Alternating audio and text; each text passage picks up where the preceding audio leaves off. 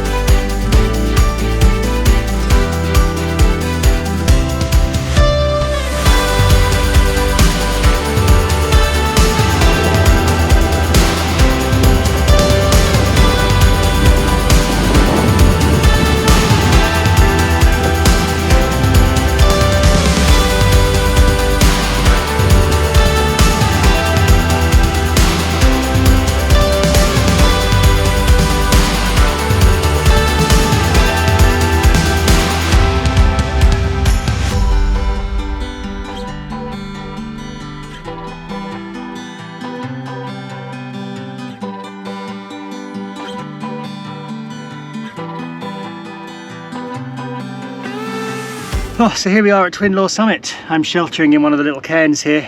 It is so windy. I could barely get the drone up at all, and it's blowing the bike around as well. Pretty crazy. But yeah, we got up here way quicker than I thought we would actually. When I looked at the route, I thought this bit was going to take a little while and it'd be quite tricky, but actually Southern Upland Way was no problem at all. Pretty much how you'd expect the Southern Upland Way to be, kind of footpath first. There's a couple of stiles and a few gates that maybe don't open, and a bit boggy. But perfectly rideable on a gravel bike so far. It's just all uphill from the start, that's the only problem. But other than that, enjoyed that bit. So let's talk a little bit more about Twinlaw. The legend goes there were two brothers separated in childhood. They were members of opposing armies in a battle between the warring Scots and Saxons. Both brothers lost their lives in the Battle of Twinlaw, When their relationship was discovered, they were buried on the hill as a mark of respect. Their graves are marked by these two large cairns. The cairns were actually used as target practice during the Second World War, but were rebuilt in the post-war years, and now boast these small alcoves with seats from which you can sit and take in fantastic views across the Borders countryside. And it's not wrong about those views, they are amazing.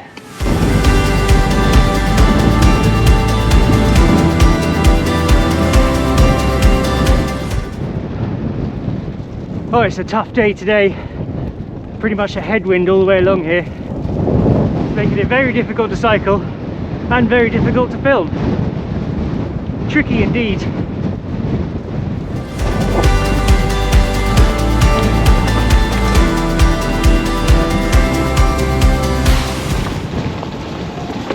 Oh my god.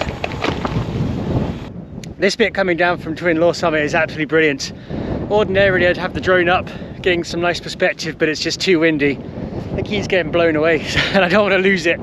Also though, I was just bimbling down here and I came across this huge concrete divot and just ploughed straight into it. I think everything's okay, but yeah, look out for stuff like this. It's crazy, just a massive concrete culvert just sticking out of nowhere. Whew.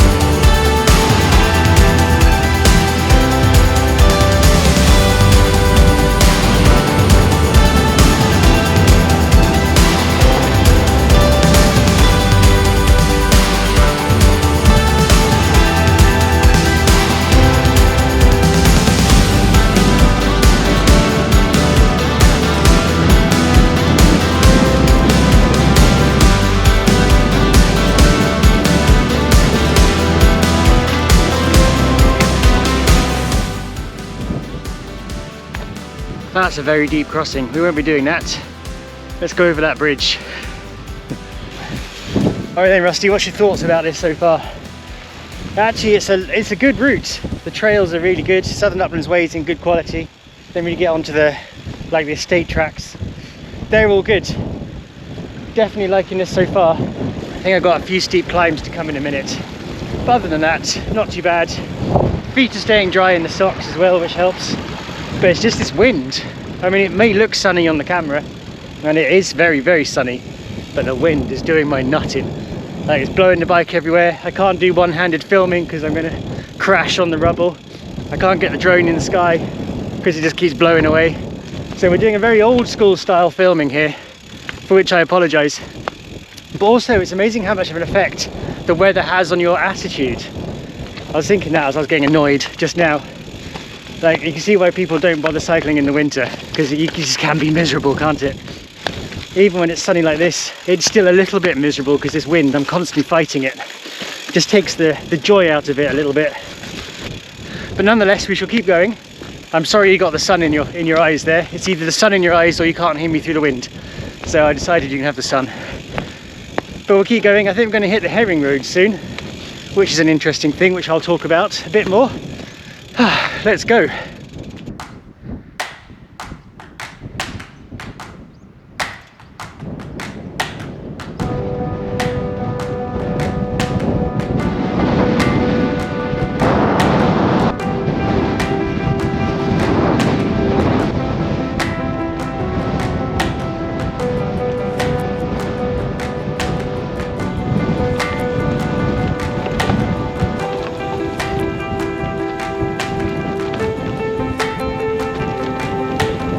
So we're off the hill now into this valley, this one here, and this is the herring road. There are a couple of herring roads in the Lammermuirs. These are famous old byways that go from Dunbar to Lauder, and it was used by fishwives in the 18th and 19th century when they used to carry herring. Right, so we're going to follow this down to Burncastle, I think, and the A road. I'm going to risk a drone. It's slightly less windy down here. Let's see what happens.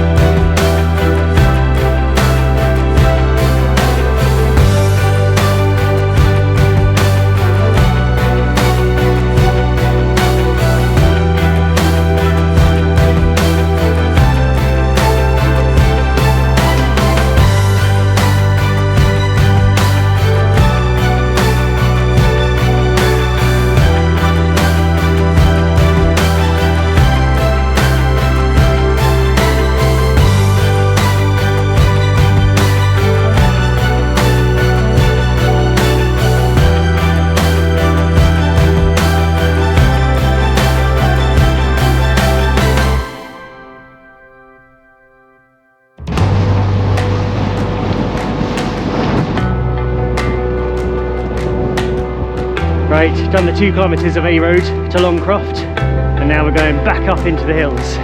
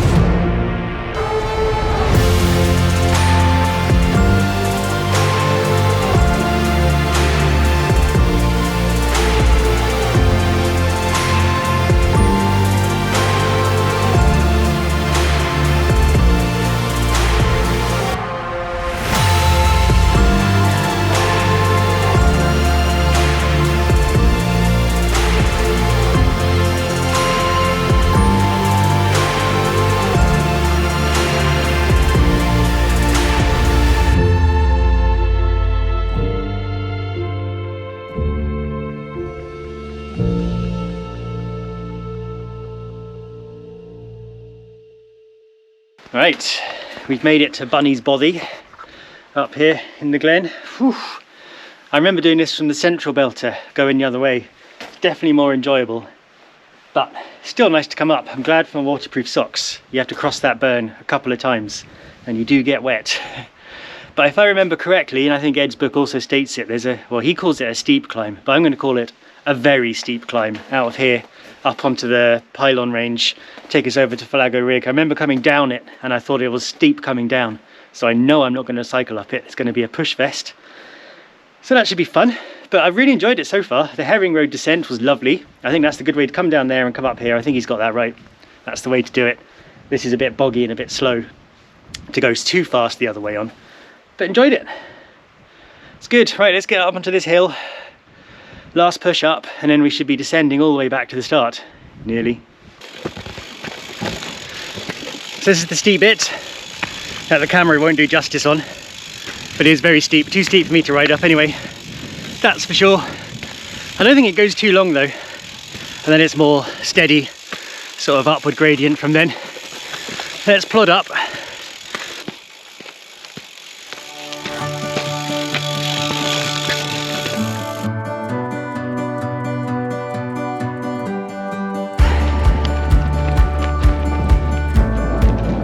So we're out of the glen now, back onto the hills, and we just follow these pylons up to the wind farm.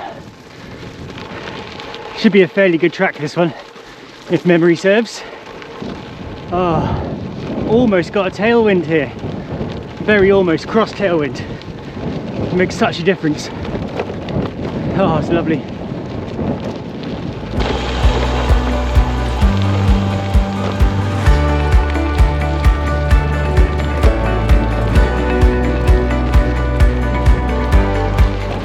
Even with the mild tailwind, still a bit of a slog up here, up to the wind farm.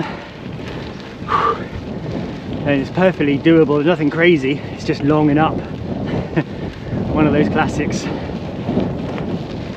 So even though this is a relatively tame gravel trail, this loop, I still wouldn't do it on anything under 40mm tyres, I think.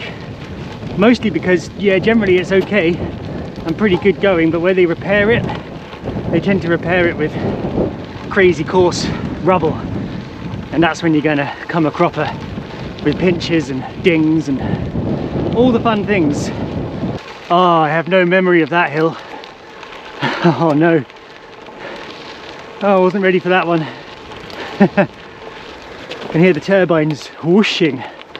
Very windy up here. Definitely no drones in amongst these today.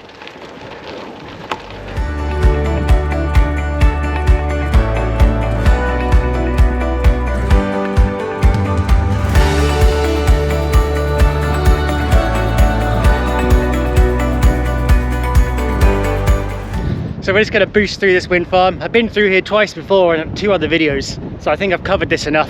The only thing missing would be some drone shots, but not today, not near those blooming pylons. I don't want to get shredded by the turbines either. So yeah, we'll just boost through, down to the valley the other side, and then see what's new from there.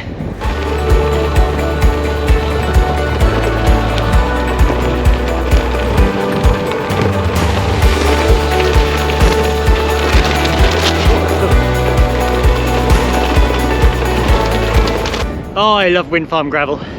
So as we were riding along there, nearly falling off on one of the corners I'd forgotten, there was another sign that said herring road. Now I thought I hadn't seen any more herring roads in the old Bible here, so I just checked with Ed here in his book, and that one's not listed. So I don't know if where we came up from the glen up following the pylons, if that's the herring road, another one. But yeah, there should be a couple around here anyway. So that could be another herring road. There we go. Also, if you want to know Ed's thoughts on wind farms and how it affects his tranquility, buy the book. Much more insight there. But for now, I'm still carrying it around with me, by the way. Yeah, we're going down there, all the way down that glen. So let's get off this wind and let's go down.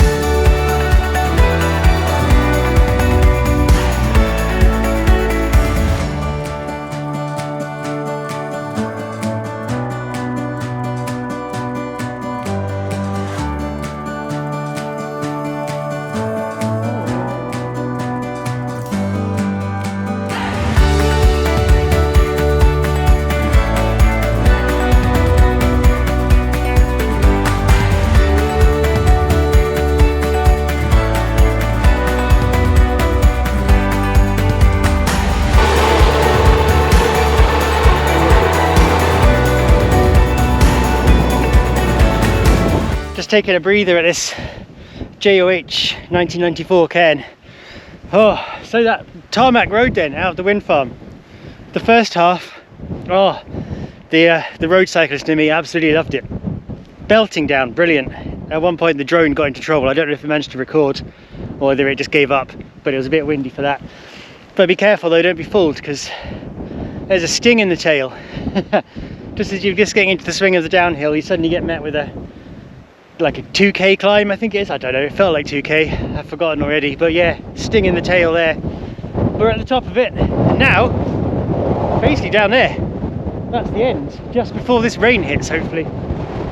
although the wind's going the other way, so maybe it won't hit. Whew, what a day.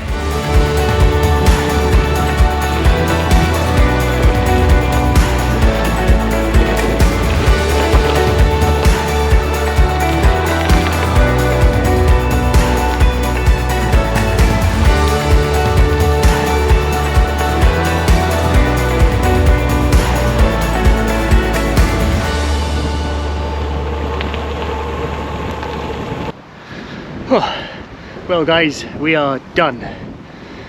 Good morning, a good morning's ride. Stats on the screen below as always. But yeah, glad I did that one. I mean, I had my route planned out, which was a little bit different, but you know when you make your own route, you keep bolting bits on and bolting bits on. So actually it's quite nice to have a predetermined area to cycle in that I wasn't responsible for. But yeah, I liked it. Well done Ed, that is a good route. Thank you very much for letting me film it and record it and document it.